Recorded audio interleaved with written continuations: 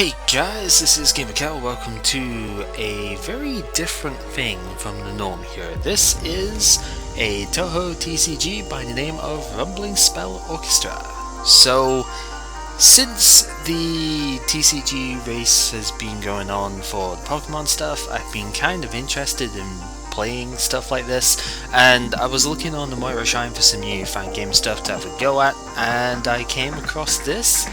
And it's a bit buggy. You've got to play it in Chrome to make it actually do stuff, and you know, not entirely bug out. It still kind of bugs out a bit, but yeah, it sometimes crashes the game loop, especially if you don't have a profile picture, which is really weird. Both players need to have that in order to make it a little bit more stable, but it's a lot of fun. It plays kind of similarly to what I understand of Hearthstone and a little bit of Magic the Gathering, but I haven't played either game, and I should note this actually came out before Hearthstone, so it's not in any way, shape or form a copy of that. So yeah, that's the pure basics of what is going on with this thing, and I pretty much want to go through a match here. I have already tried a recording of this before where I went over how all the game rules worked and then went into a game. I don't think that's really the best way of doing it, so I have another profile on my laptop, which is this here, and we shall just go into how this game works. With a lovely Satori background there. Gotta admit, some of the pictures they have for these are absolutely fantastic. Right, so there are 40 cards in every deck, and then 4 character cards outside of that.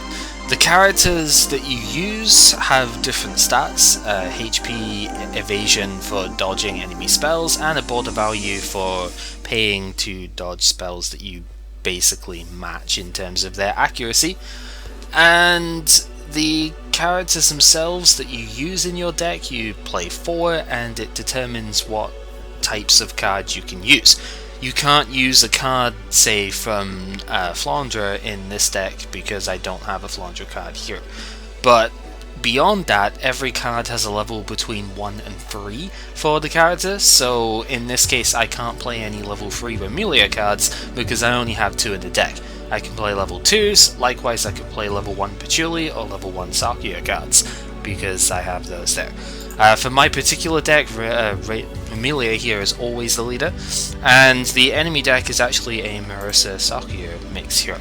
You can see the cards that the leaders, you know, the other cards that are potential leaders here, so you know what makeup your opponent's deck is in terms of their team stuff here. So if it's a pure level 4 Marisa, then you would know that, but in this case it's not. So yeah.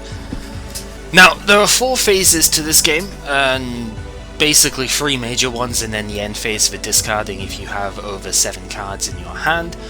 That's the hand limit. You need to have 7 or less at the end of the turn, so try to use your cards for that.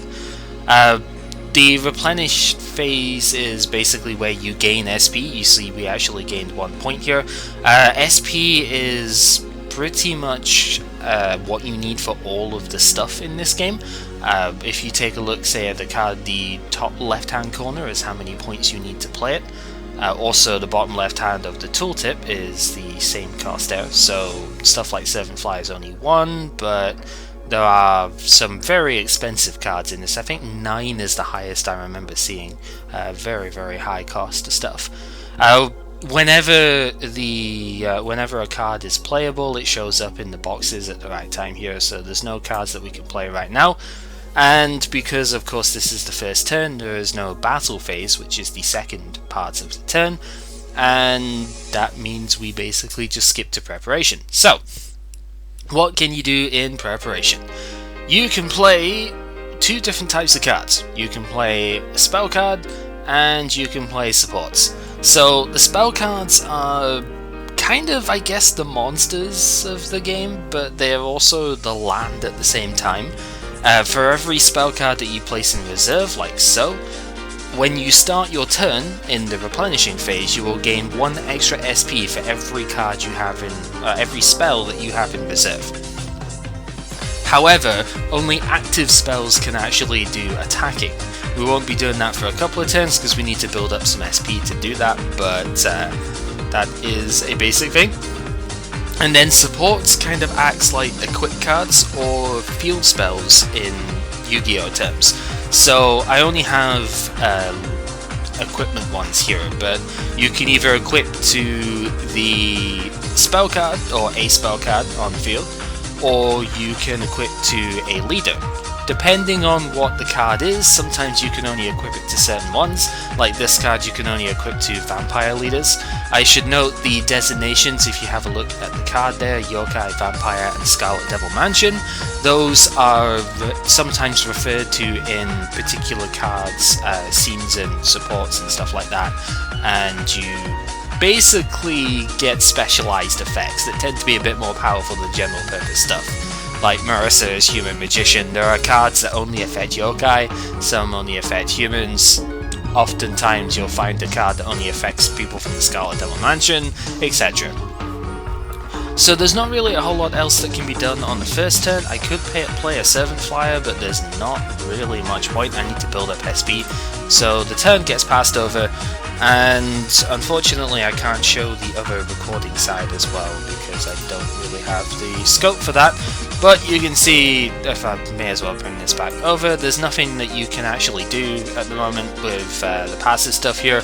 Every leader does have their own ability as well. Some of them are passive, so they're active all the time, like Patchouli, and some you require SP and, you know, to pay. Say Vermilia can get more attack power on one of her spells if you pay 3 SP. So that's when you are attacking. So in terms of the other side here, really it's the same deal. Set spells, get bonuses, do what you can, and that is the very basic game flow. So there's nothing, you always have to take turns in terms of the replenishing phase. So when I say there's nothing I can do on my side, the opponent gets the opportunity to play a card. If they don't play a card, then it changes to the battle phase, or in this case the preparation, because nobody has a battle spell ready. So here we have an example of a scene with Corindo. So this, like I said, is a field spell. This affects both players at the same time.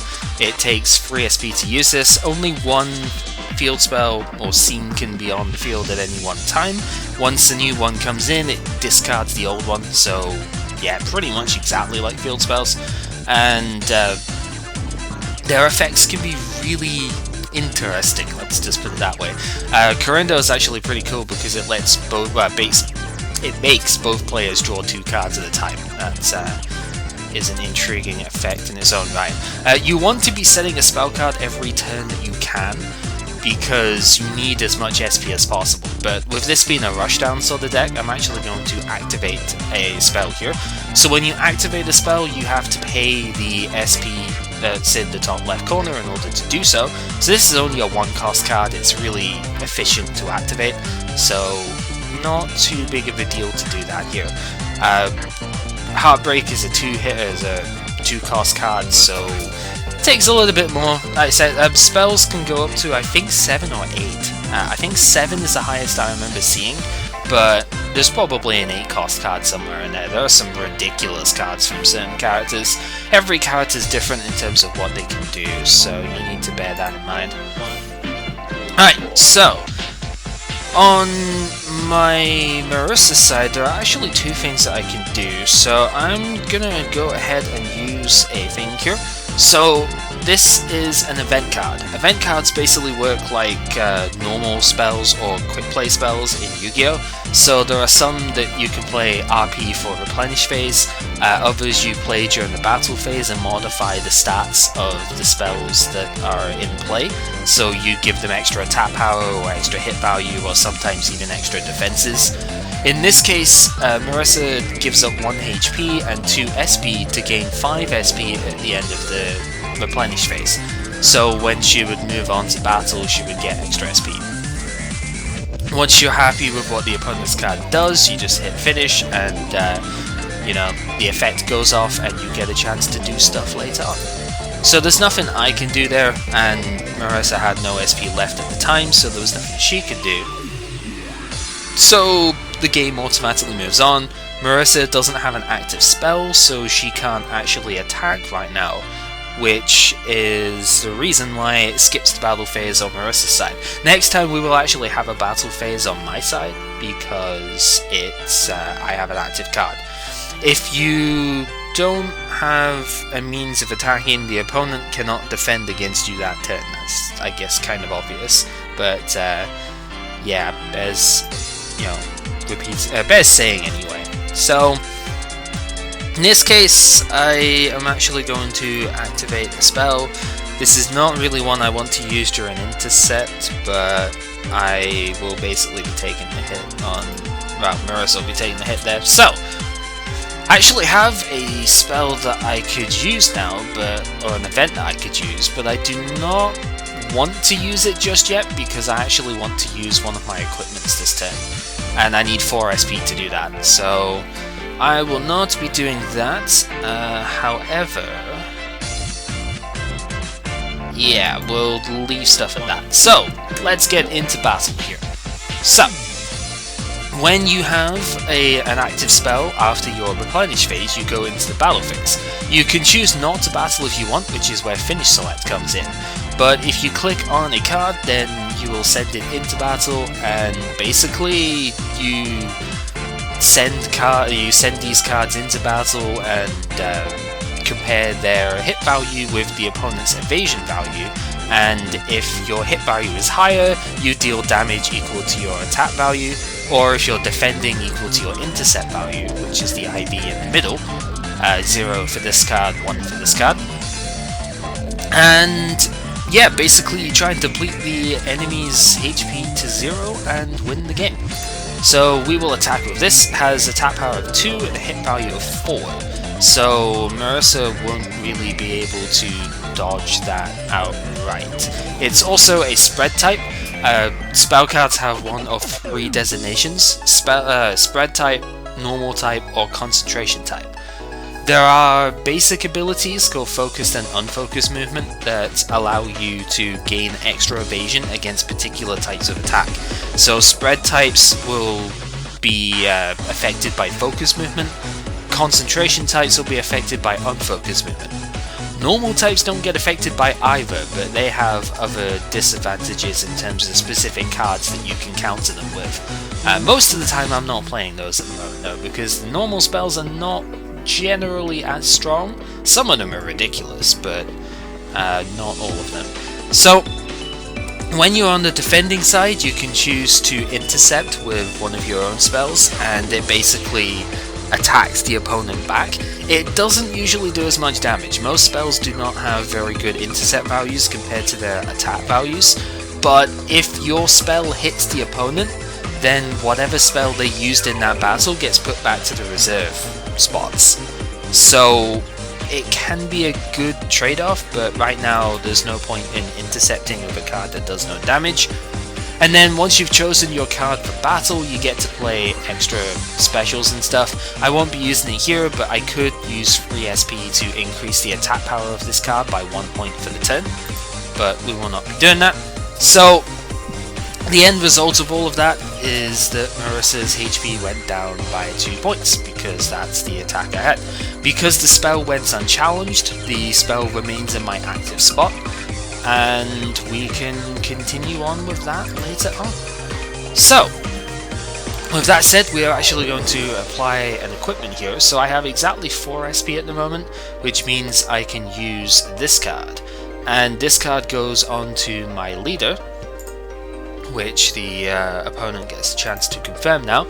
So now we have an equipment that is it's actually very powerful for Amelia, but a little note on supports and stuff here. Spell cards, both yours and the opponent's, can be equipped with your supports, so long as the designation is correct. So Bloodsucking could only be put on Remelia because it needs to be put on a vampire leader. Marissa is of course not a vampire, at least not as far as I know, so she cannot have this card, which is why the only card that came up was Remelia for equipped targets. However, Servant Flyer here Not that you would want to equip it to an opponent's card, but you could if you wanted to, for some strange reason. There are support cards that give debuffs, stuff like, I think it's Rimu's Exorcism gives like -2 hit value or something to whatever card it's equipped to. So you would equip that to an opponent's spell to debilitate them. However, spell cards can only be equipped with one support at a time. So you do have to be a little bit careful about that. You can never take the supports off unless you have an event or some other special ability that lets you do that. So choose wisely when you are putting your stuff down.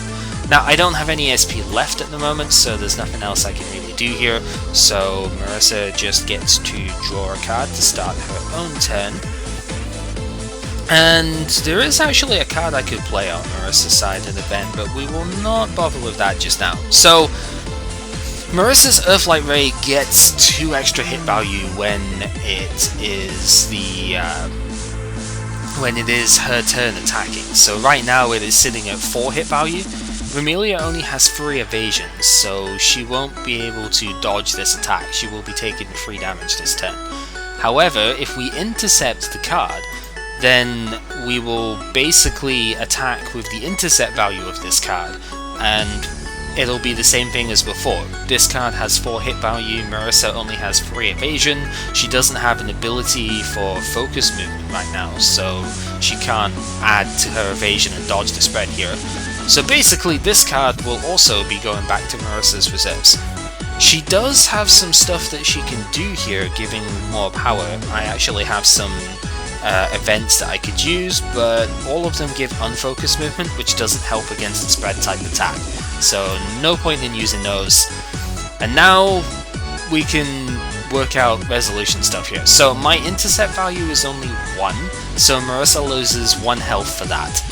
Marissa's attack does 3 damage, so I went from 18 HP down to 15, but Bloodsucking, when I do damage to the opponent, recovers 1 of my own HP, so I lose 2 overall.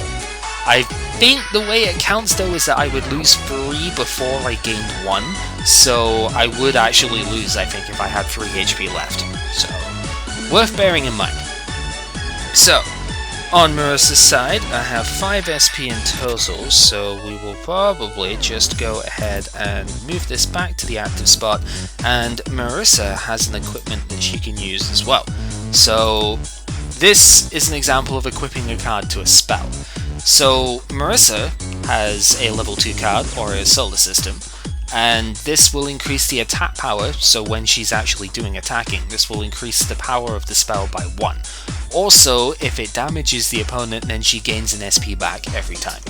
Both of these are passive effects, but there is actually a slight difference on stuff here.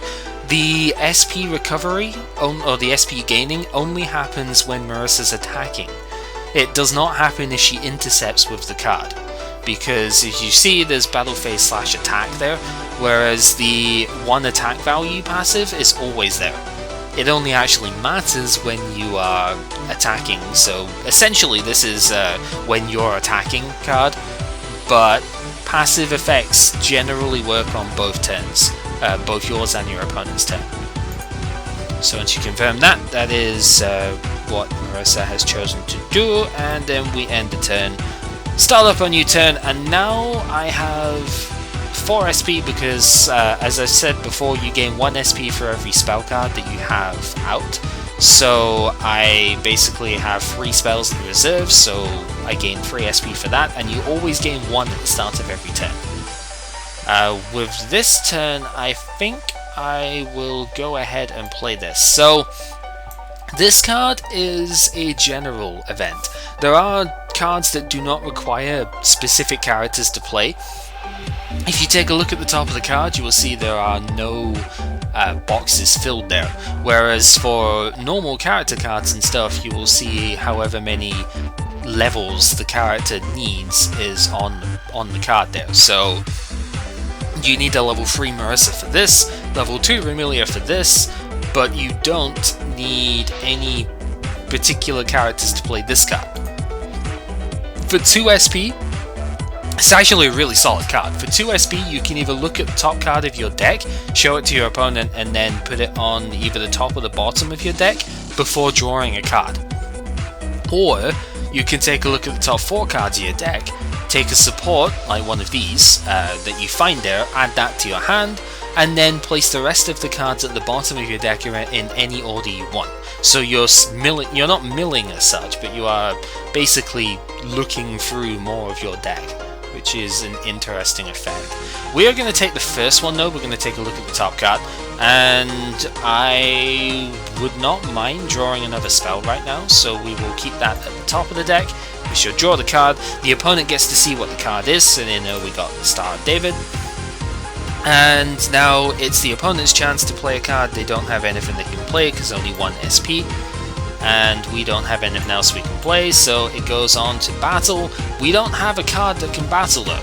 Because we got hit by the opponent's Earthlight Ray last turn, our Star of David got reserved. So we actually gained an extra SP off of that, so it wasn't all bad, but we definitely lost a chance of attacking, where, you know, we would have had it before. So there's always a balance. You want to try and have 2 spell cards active at any time. One for your attack phase and one for the intercept phase. Right now we don't really have that option though, so we're kind of stuck a little bit until we get some more SP. So that's the nice thing about having a card like Star of David. It's a cheap attack to pull off. Even if I'm just intercepting with it, it is fairly useful at this current stage of the game. Now, I actually don't have any more spell cards in Morissa's hand right now. I have 4 events and a support, so this is the sort of time where we need to play one of these supports, and we are going to have to reserve one of the cards to play one of Morissa's specific cards called Collection. So she will take a look at the top 3 cards of her deck, choose one of those to add to her hand, and discard the other 2. So we should do that, and of course they are all spell cards because they would be. Let's take this one. So we get to see Final Spark, and the other 2 cards get discarded. You can of course check those at any time that you choose. So we actually had 2 Sarkia cards as the other spells there. They got discarded. I probably would have taken one of those in a normal game, but we're mostly just trying to show stuff off here, so it's not that big a deal. And yeah, Morissa can just kind of keep on attacking with Earthlight Ray here.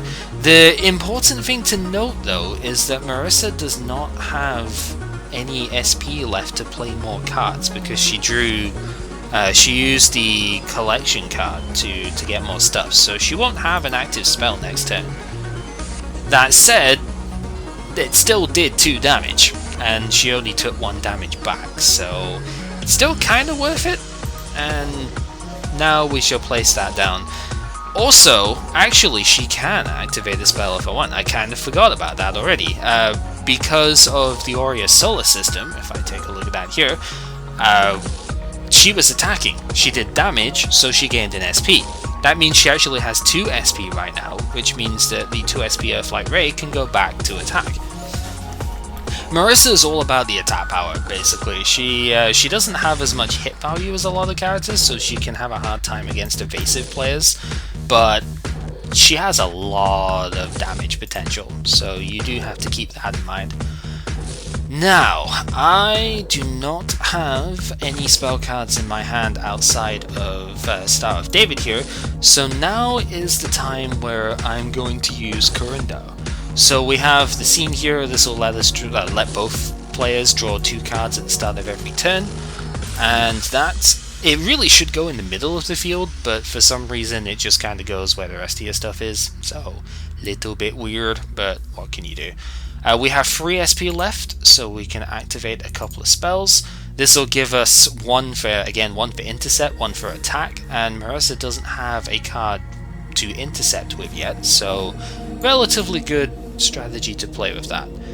So with drawing 2 cards right now, there's a much higher chance of spell cards being drawn, which is obviously good for both players. You can keep playing your strategy down, and yeah, Morissa's there's not really any reason not to attack with Earthlight Ray here. because the SP will still just kind of mount up here. And yeah, Marissa now has 4 SP. She can put another spell down. We'll actually put Master Spark down in this case.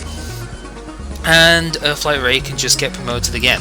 And you can see Remelia is kind of losing a lot of health here.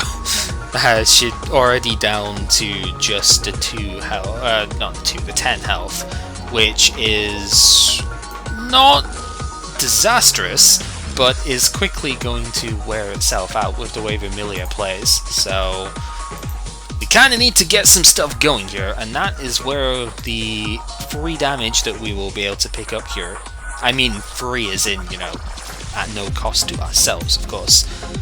There's no point in intercepting with Earthlight Ray because it wouldn't even hit. It only has a hit value of 2 when it's intercepting, so that would just get eaten up by the free evasion that Remelia has, and it wouldn't even hit. So no point in trying to block with that. So Marissa takes 2 damage, Remelia heals 1 because of the blood sucking. And with 6 SP in tow, we can start doing some interesting stuff now. We can actually go ahead and put this card into play. So Vampirish Knight is a much more powerful spell, although it only has 3 attack to begin with. It has a very nice combination with the Servant Flyer card we've been holding on to 2 copies of so far. So Servant Flyer requires you to pay 1 HP in order to use it, but you then gain 1 attack value on the card, plus you also happen to gain extra attack value from the Seventh Flyers, both the Seventh Flyer and Vampirish Knight here. This is kind of Remelia's main combo at level 2, and it's good, but because she only has 2 SP, we're going to hold on to it just now, and we shall explain why momentarily. For now, no point in Marissa playing any other cards. I can't play anything here, so we should go to battle.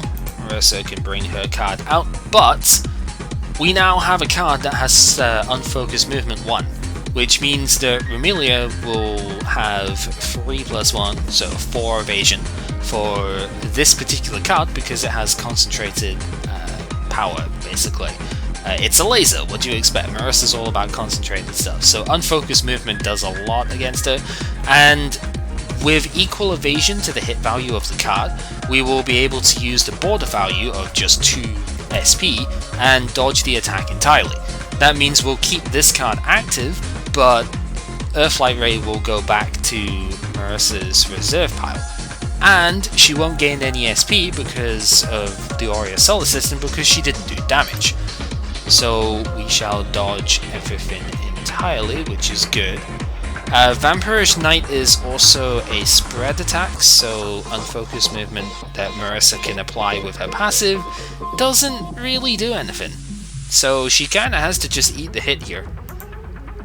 Whereas we, as you can see here, we can pay SP to avoid the hit, and we lose our 2 SP, but we keep our card, and Marissa does not keep hers.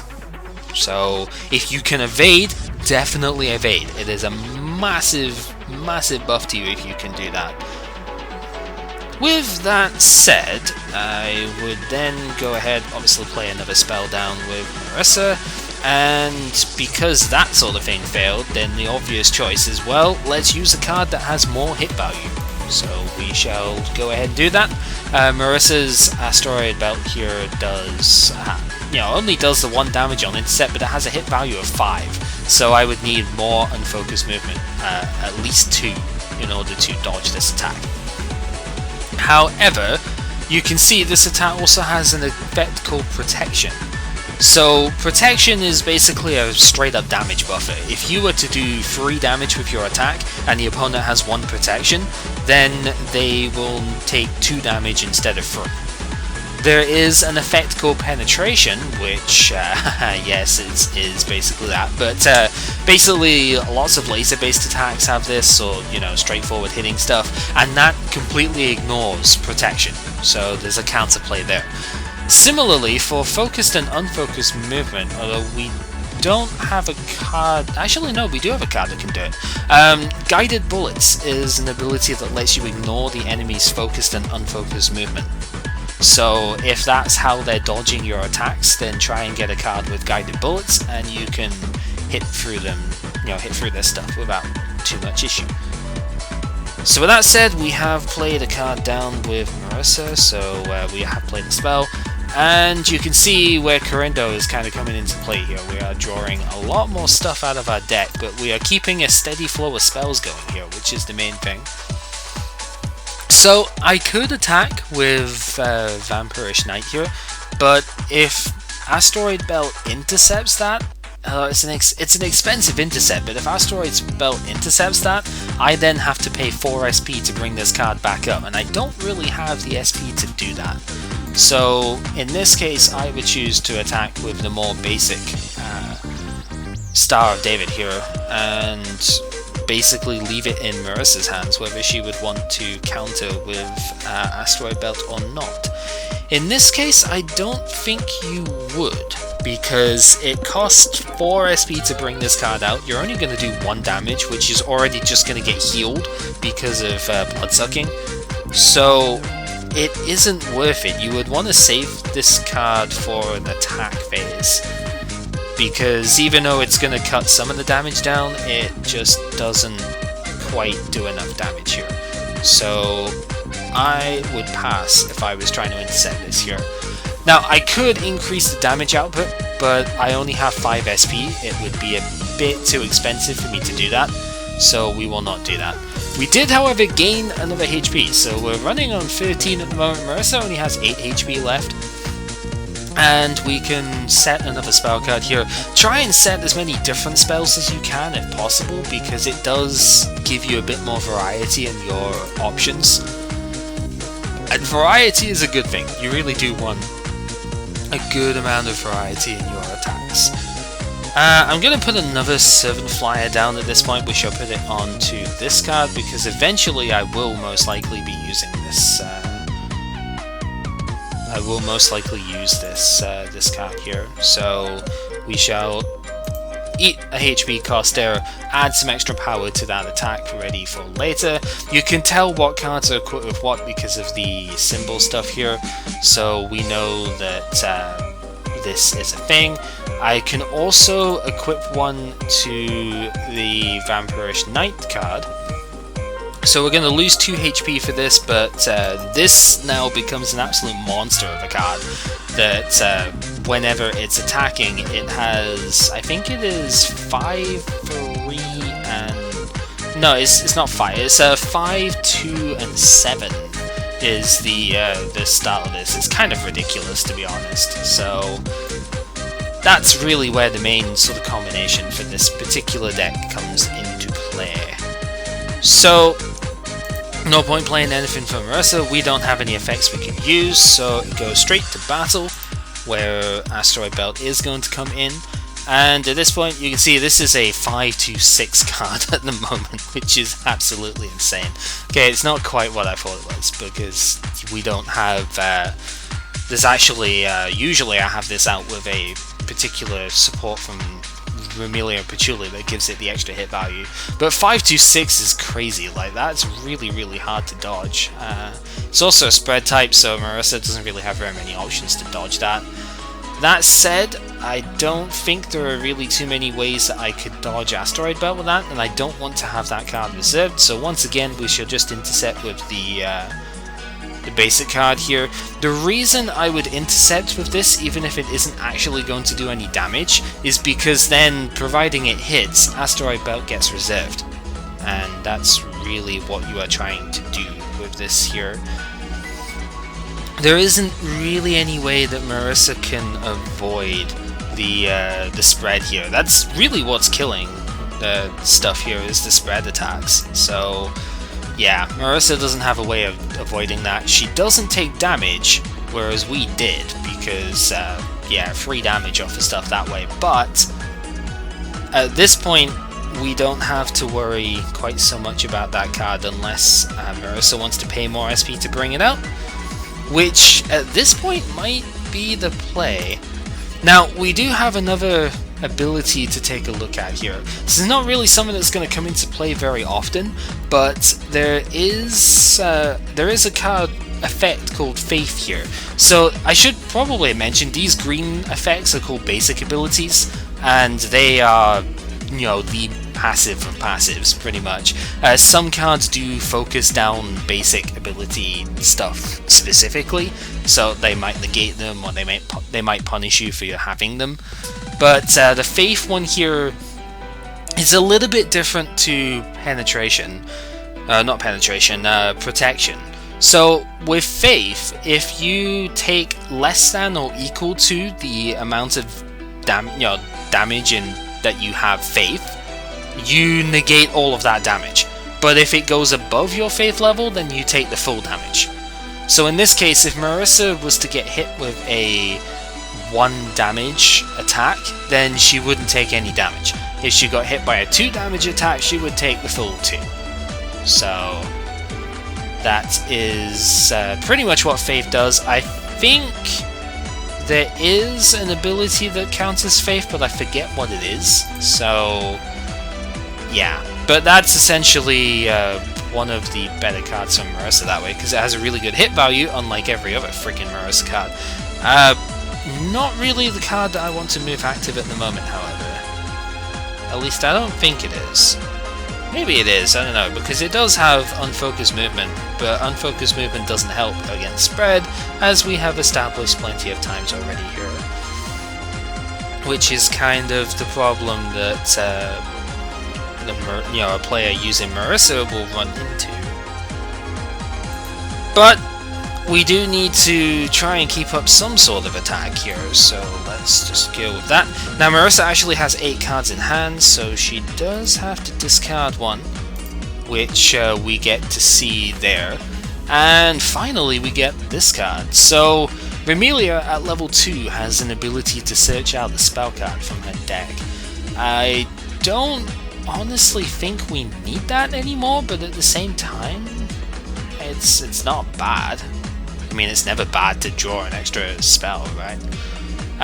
3 SP though, we'll save it for just now. We might use it in Marissa's turn, because you can do that, so probably go with that. So there's only 1 card we have to attack, but it's a beefy 5/2/6 with that 1 regen, and both unfocused and focused movement. So any attack type that Marissa uses, it's a bit more difficult to hit with, but she does have a 5 hit value card to kind of counteract that, so that's fine. I'm actually going to go ahead and use Remelia special here, so we will pay 3 SP and increase our attack value by 1. There's not really any way that Marissa can possibly dodge a 6 hit value spread attack, so there's not really any risk in playing this. Marissa could pay an extra SP to get guided bullets, so it would negate the focus on focus movement, but this thing has 5 hit values, so it would hit me anyway. Again, not much point in that, so we shall let the battle commence. And Marissa loses 5 HP because this thing had 6 attack after the modifier. Asteroid Belt has that 1 protection, so it cuts the damage down by 1. In the meantime, we took 1 HP of damage from the intercept, and then healed that 1 HP of damage because of the blood sucking.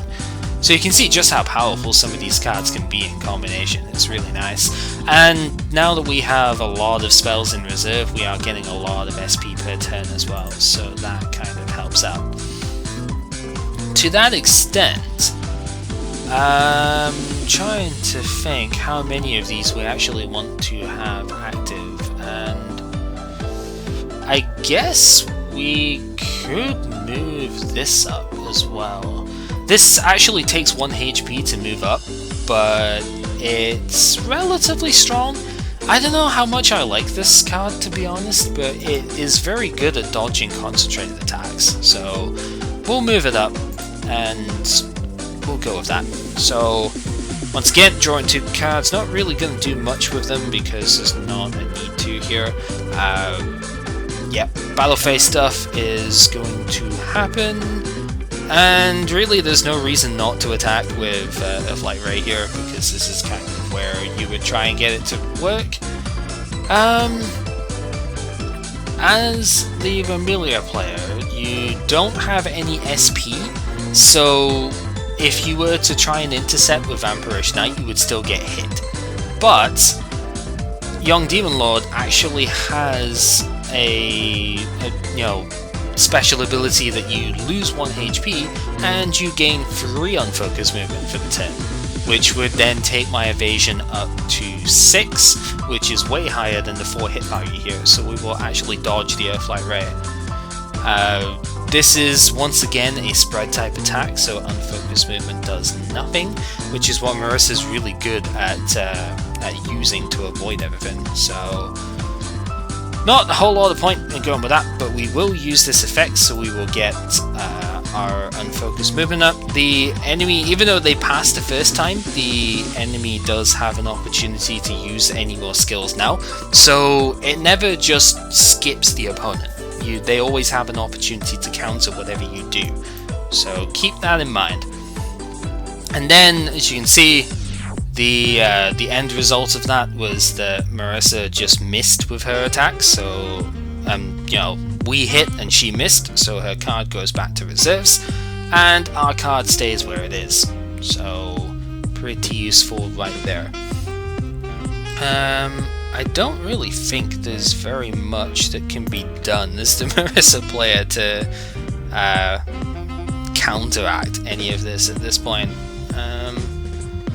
Trying to think, because 7 damage, I mean 7 damage is not even the problem here. She only has 1 HP left, so if she takes damage next turn, it's game over.